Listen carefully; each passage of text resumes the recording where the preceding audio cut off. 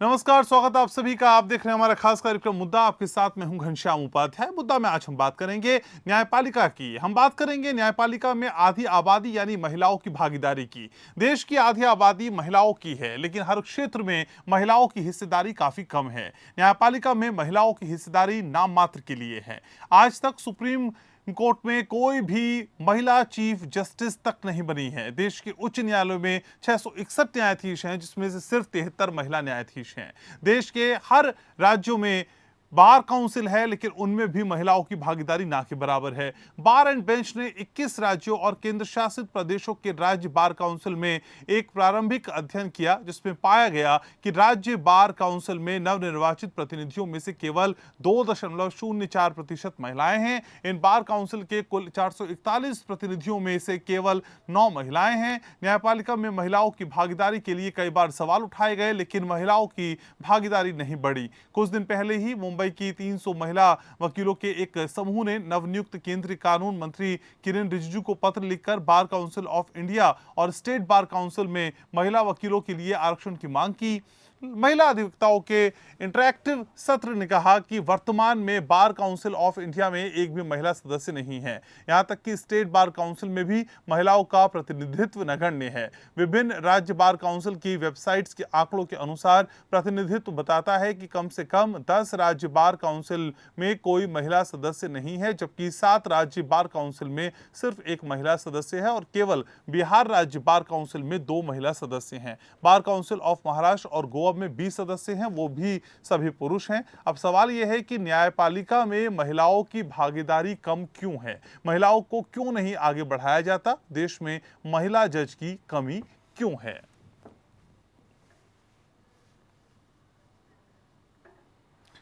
तो न्यायपालिका में महिलाओं की कमी के पीछे की वजह क्या है? लगातार इस तरह की खबरें आती हैं जब महिला वकील अपनी आवाज बुलंद करती रहती हैं, लेकिन बावजूद इसके इस तरह की भागीदारी कम जो होती जा रही है, वो कई सवाल खड़े करती है। और चर्चा में मेरे साथ कुछ खास मेहमान जुड़ रहे हैं। परिचय मैं आपका करा दूं। मेरे साथ महालक्ष्मी पवनी जुड़ रही हैं, सीनियर लॉयर हैं सुप्रीम कोर्ट में। मेरे साथ स्नेहा कलिता हैं, लॉयर हैं सुप्रीम कोर्ट में। अभिषेक शुक्ला मेरे साथ जुड़ रहे हैं, इलाहाबाद बार एसोसिएशन में ज्वाइंट सेक्रेटरी हैं। वाईपी सिंह भी चर्चा का हिस्सा होंगे, प्रेसिडेंट हैं द्वारका कोर्ट बार में। आप सभी का बहुत बहुत स्वागत। शुरुआत सबसे पहले स्नेहा जी आप ही से करना चाहता हूं। स्नेहा जी, कितना अजीब है कि आमतौर पर हम न्याय को जब चित्रित करते हैं तो एक महिला की मूर्ति सामने दिखाई देती है, एक महिला जहन में आती है, लेकिन असल में न्यायपालिका के क्षेत्र में महिलाओं की भूमिका उतनी है ही नहीं जितनी वो डिजर्व करती हैं। इसके पीछे की वजह क्या है मैम? हाँ जी, मैं शुक्रिया करना इनके ये बहुत मुद्दा आपने ये उठाया है and it is call to be taken by all the stakeholders. और मैं आपको अगर आंकड़ा बताती हूँ तो आपने अभी फिलहाल आपने बताया है कि 441 representative bar council of India में है और उसमें से 9 women. So it's a bigger representation of women in the bar council. और अभी आप हम लोग के जो ऑफिस बेयर्स है, 20 ऑफिस बेयर्स है बार काउंसिल ऑफ इंडिया में, वहाँ पे एक भी वुमेन बार काउंसिल मेंबर नहीं है to represent the entire women lawyers all over the country. तो इसीलिए ये बहुत it's a very surprising figure. और हम ये आशा करते हैं कि हम लोग के जो अभी honourable law minister Rijiju ji ये रिप्रेजेंटेशन को अच्छे से ले और सभी स्टेट बार काउंसिल को डायरेक्शंस दे कि we should have a reservation. हम लोग ये रिजर्वेशन का बात नहीं करते अगर हम लोग का फिगर्स अच्छे रहे, लेकिन हम लोग का अभी we don't have any choice. हम लोग को रिजर्वेशन के बिना ये नहीं हो पाएगा। एंड सेकेंडली ये वाला जो इलेक्शन होते हैं वो बहुत मेल डोमिनेटेड होते हैं, तो इसीलिए हम लोग को हॉलिस्टिक अप्रोच लेना होगा। मेल फैटर्निटी से भी हम लोग को बहुत ज्यादा सपोर्ट मिलना होगा, तभी ये मतलब हम लोग का जो डिस्मिस फिगर है वो काफी हद तक ठीक हो पाएंगे। तो अभिषेक जी, क्या एडवोकेट एक्ट 1961 में भी किसी तरह के बदलाव की जरूरत है? और जो स्नेहा जी कह रही हैं कि आरक्षण, क्या महिलाओं के लिए कुछ सीटें आरक्षित होनी चाहिए, महिलाओं को रिजर्वेशन मिलना चाहिए, किस तरह के बदलाव की चर्चा हो सकती है सर इस पर?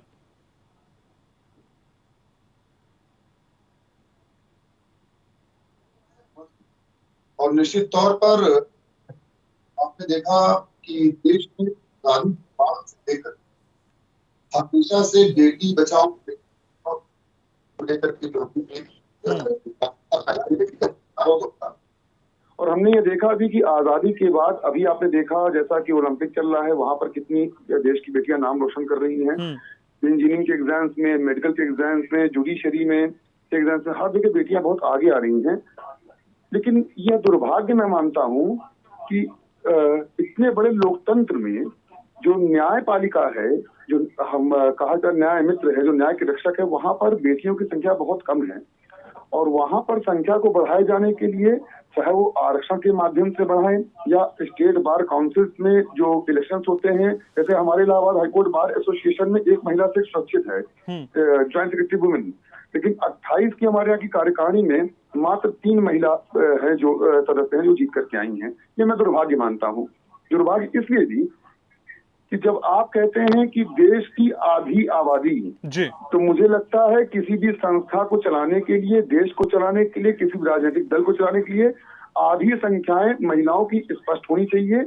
तभी हम ये गर्व से कह पाएंगे बेटी बचाओ बेटी बढ़ाओ। अभी हम एक आंकड़ा मैं पढ़ रहा था कि पूरे इंडिया में जो स्टेट बार काउंसिल हैं उनमें 441 सीट्स में खाली 9 महिला सदस्य हैं। ये बड़ा दुर्भाग्य है देश के लिए, और इसलिए उनकी भागीदारी और सुनिश्चित हो, उनकी भागीदारी और स्पष्ट हो। वो आरक्षण के माध्यम से हो सकता है, वो प्रोत्साहन के माध्यम से हो सकता है, कई माध्यम है, वो जागरूकता फैलाई जा सकती है। स्नेहा जी, आप एडवोकेट हैं, आप भी लोगों को करेज करें। हम लोग यहाँ पर लोग सबको करेज करते हैं भाई लोगों को प्रैक्टिस में आना चाहिए, लोगों को एक्टिव पॉलिटिक्स में आना चाहिए, पार्टिसिपेट करना चाहिए। और देखिए पूरे दुनिया में भारत की बेटियां नाम रोशन कर रही हैं। अभी आपने ओलंपिक खेल में देखा कि जिस तरह से बेटियों ने सबसे ज्यादा पदक जीते, तो इसलिए जीता क्योंकि एक उनके माता पिता ने या समाज ने उनको प्रोत्साहित किया। तो वकालत के क्षेत्र में भी प्रतिनिधित्व करने के लिए सबसे पहले वकील होना जरूरी है। तो माँ बाप भी उनको प्रोत्साहित करें कि वो लॉ की डिग्री हासिल करें, वो वकालत पेशे में आए, और फिर अधिवक्ता समाज में सुधार के लिए, सेवा के लिए, या कोई भी रूल्स और रेगुलेशंस को बनाने के लिए उनको नेतृत्व में आना चाहिए, और नेतृत्व में आने के लिए उनको प्रोत्साहित किया जाए। और मैं स्नेहा जी की इस बात से पूर्ण सहमत हूँ कि निश्चित तौर पर महिलाओं को 50% तक आरक्षण दिया जाना चाहिए स्टेट बार काउंसिल इलेक्शन में। ठीक है, वाईपी सिंह भी मेरे साथ जुड़ चुके हैं। वाईपी सिंह साहब, टीवी डिबेट्स में, ऐसे राइटिंग कंपटीशन में, चिंतन शिविरों में, बैठकों में महिलाओं की पैरवी करना एक अलग बात, लेकिन धरातल पे जो हम तस्वीर देखते हैं खासकर न्यायपालिका में महिलाओं की भूमिका की, उसको लेकर दूसरी बात। क्या सर डबल फेसेस के साथ चीजें चल रही हैं महिलाओं को लेकर? जी, सबसे पहले तो मैं धन्यवाद करूंगा आपका एपीएन न्यूज का। आपने ये मुद्दा उठाया महिलाओं का, और मेरा मानना इसमें है कि भाई हमारी 50% आबादी हमारी ये बहनें बेटियां हैं, तो इनको आज के टाइम में ऐसे भी एजुकेशन में आप देखो, रिजल्ट देखो, तो कंपटीशन में परसेंटेज में सबसे ऊपर रहती है। और जो न्यायपालिका में भी विशेष भूमिका होनी चाहिए इनकी, और विशेष भूमिका के लिए जो हेजिटेशन है वो इनका दूर होना चाहिए हमारी बहनों का, बेटियों का। ऐसा आज के समय में कोई नहीं मानता, ना कोई ये जो SC/ST के लिए कोई किसी तरह की फीलिंग रखता, और ना ही महिलाओं के लिए। स्पेशली मेरा विशेष सम्मान है मेरा महिलाओं के लिए। मैं जब देखता हूँ तो ऐसे देखता हूँ कि हमारी बहनें, हमारी बेटियां ये बराबर की भागीदारी लेके आए। और कोर्टों में जहां तक वकालत वाली बात है, मैं कहना चाहूंगा कि वकालत में 1% भी हेजिटेशन करने की कोई जरूरत नहीं। ये जैसे ये टीचिंग का पेशा था, तो टीचिंग में ज्यादातर महिलाएं जो ना कामयाब होती हैं, ऐसे ही यदि वकालत में आएंगी तो वकालत में भी इनकी कामयाबी बुलंदियों पे होंगी। और जुडिशरी में भी काफी हमारी जो ना बहनें जा रही हैं, पहले भी हैं। तो ये बिल्कुल हेजिटेट ना करें। जो टाइमिंग है क्योंकि टाइमिंग बच्चों के लिए भी सूट करता है। सुबह ही अपने बच्चों को तैयार करके स्कूल में भेजें और 9:30 से 5 बजे का वर्किंग आवर सपोज रखते हैं कोर्ट का, तो उसमें जो आराम से इवन 2 बजे या 3 बजे भी फ्री हो जाते हैं, मैटर्स खत्म हो जाते हैं, तो जाके अपने ऑफिस में या अपने घर में बाकी काम संभाल सकते हैं। तो मेरा आह्वान है स्पेशली जो हमारी बहन है, बेटियां, महिलाएं हैं, जो वकालत के पेशे में वो एक रुचि लेता है और उससे सामाजिक ज्ञान के लिए जो बच्चों को शिक्षा जो माताएं बहनें देती हैं वो हम लोग नहीं दे पाते, बच्चों को भी जागरूक कर सकती है, समाज के और तबके को भी जागरूक कर सकती है। जो कानून है, कानून के बारे में क्या राइट्स है, क्या महिलाओं के राइट्स हैं, क्या बाकी के राइट्स है, तो उनको ये जहाँ भी मीटिंगों में या अपने समाज में बैठते हैं या कोई फंक्शन में किसी में, तो किसी भी तरह की गैदरिंग में बैठती है तो वो जागरूक कर सकती है। जैसे हम लोग कहीं जाते हैं।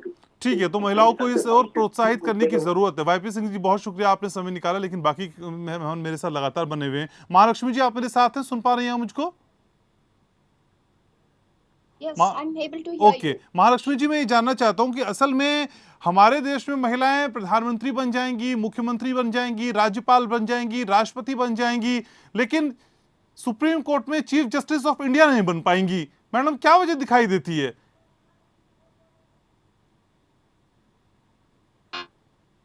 बुलाया, और दूसरी बात, हमारा profession is a male dominated profession, तो यहाँ कंपटीशन बहुत है, हद से ज्यादा, और 25 साल से बहुत सारे महिलाएं आ रहे हैं प्रोफेशन में, बहुत सारे लड़कियां आ रहे हैं प्रोफेशन में, और अब सब खुल रहा है, लेकिन क्या है कि the women are not recognized, हमें हमारा हक नहीं मिलता है, हर चीज के लिए लड़ना पड़ता है। आप अपना जुडिशियल रेशियो देख लीजिएगा, बेंच पे कहीं पे अपना एक वुमन बार प्रेसिडेंट तक हुई नहीं है, बार काउंसिल की बात तो छोड़िएगा, एसोसिएशन में भी कोई प्रेसिडेंट आज तक बनी नहीं है। और दूसरी बात, जस्टिस इंदु मल्होत्रा पहली महिला थी जो बार से एलिवेट हुई थी, अब सिर्फ एक महिला है, जस्टिस इंदिरा बनर्जी। आप सोच लीजिएगा ये ऐसा क्यों है? ऐसा कमी नहीं है औरतों, we are very intelligent, intelligence की बात ही नहीं है, मल्टीटास्किंग करते हैं, सब करते हैं, फिर भी दर्जा नहीं दे पा रहे हैं।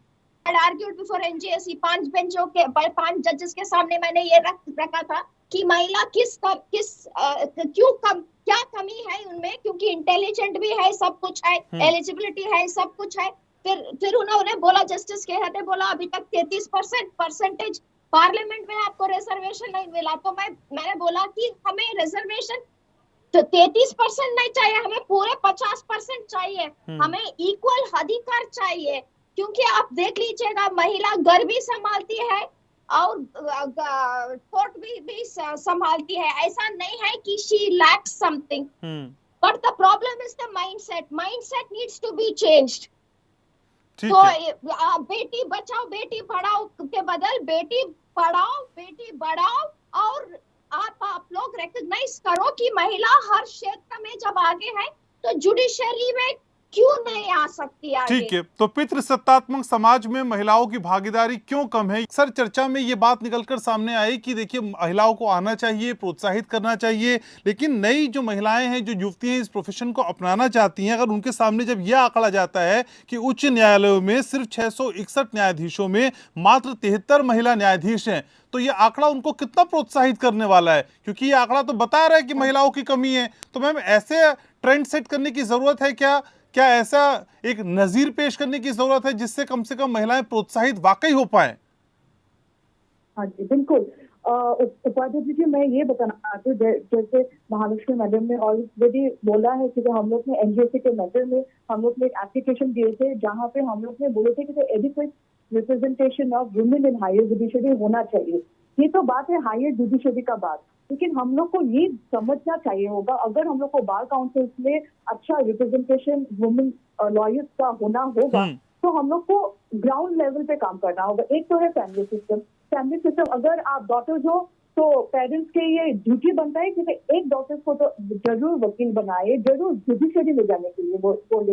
ये वुमेन एम्पावरमेंट ही नहीं, वो व्हाट यू कॉल थॉट, ये थॉट उन लोग को बहुत एनकरेज करेंगे। एंड सेकेंडली, जो आप I mean you know if you are married women, then husband family से भी सपोर्ट मिलना बहुत जरूरी है। I mean lucky, like you know I am lucky to have, like you know I have both my families to support me and my husband also. तो ये एक holistic approach family members का भी होना चाहिए कि अपने बेटी डॉटर इन लोग को प्रोत्साहन करे प्रोफेशन में आने के लिए बोले, क्योंकि ये it's a very tough profession to survive in Supreme Court and to become a good professional lawyer. You need lot of hard work and also the support from the family member. That is one. Number two, जो है कि हम लोग को अभी हम लोग के पास 3 wings है, जैसे जुडिशरी है, एग्जीक्यूटिव है और administrative. Like you no this 3 wings need to really emphasize on women's societal progress. अभी हम अगर मैं बात करती हूँ तो सीधो इंडिया रेटिफाइड है सीडो कन्वेंशन, जो डिस्क्रिमिनेशन ऑफ वुमेन में सब खिलाफ है, और India being a party to it. अभी हम लोग का बीजिंग कन्वेंशन है 2005, वहां पे भी India is a party to it. वहां पे क्या बोला गया है कि डिसीजन मेकिंग सिस्टम में वुमेन का हाथ होना चाहिए। So I think this is a holistic approach has to be taken. ठीक है अभिषेक जी, शो को वाइंड अप करना है, लेकिन चलने से पहले एक सवाल आपसे पूछना चाहता हूं। सरकार के एंड से आपको कितनी जिम्मेदारी महसूस होती है? क्या सरकार को ज्यादा से ज्यादा फीमेल लॉ ऑफिसर अपॉइंट करने चाहिए? निश्चित तौर पर मैंने अभी आपसे पहले भी कहा कि सरकार को लीगल फील्ड में अवेयरनेस बढ़ाने के लिए कि उसमें वुमेन्स आए, देश की बेटियां आए, उसमें निश्चित तौर पर 50% का इनको आरक्षण दिया जाना चाहिए। उससे देश की बेटियों में प्रोत्साहन एक होगा। मैं उससे ज्यादा जिम्मेदारी मानता हूं घर के गार्जियंस की, माँ बाप की, कि उनको भी इतने अच्छे अब लॉ कॉलेजेस खुले हैं, एनालिस्ट है, उसमें बेटियों को उनको भेजना चाहिए। लॉ एक बहुत अच्छा करियर है। आप देख सकते हैं आपके स्क्रीन पे ही एक वरिष्ठ अधिवक्ता महिला बैठी हुई है, इनका काफी नाम है, और इस प्रकार से कई ऐसी महिला अधिवक्ता हैं जो देश में काफी ज्यादा नाम कर रही हैं कानून के क्षेत्र में। लेकिन गार्जियंस को प्रोत्साहित करें कि वो सिर्फ लॉ ऑफिसर या गवर्नमेंट जॉब में या कॉर्पोरेट में ना जा करके डायरेक्टली कानून इसमें वकालत के पेशे में भी आए, और उनको जब वो वकालत के पेशे में आएंगी तभी वो रिप्रेजेंटेटिव हो पाएंगे। ठीक है, तो घर से लेकर समाज तक की हर किसी की जिम्मेदारी है कि इस आधी आबादी को संपूर्ण बनाना है, उनकी भागीदारी सुनिश्चित करनी है। बहुत शुक्रिया, बहुत शुक्रिया सर, समय मेरे पास इतना ही। बहुत शुक्रिया आप सभी का चर्चा में जुड़ने के लिए, अपनी राय रखने के लिए। तो इस आधी आबादी की भागीदारी को पूरा करने के लिए समाज की भी एक बड़ी भूमिका है, और ये भूमिका कम से कम घर से शुरू हो जानी चाहिए। तभी हम कह सकते हैं कि आने वाले समय में हम न्यायपालिका में महिलाओं की भूमिका और खूबसूरत तरीके से देख पाएंगे और बड़ी हुई देख पाएंगे। मुद्दा में आज बस इतना ही।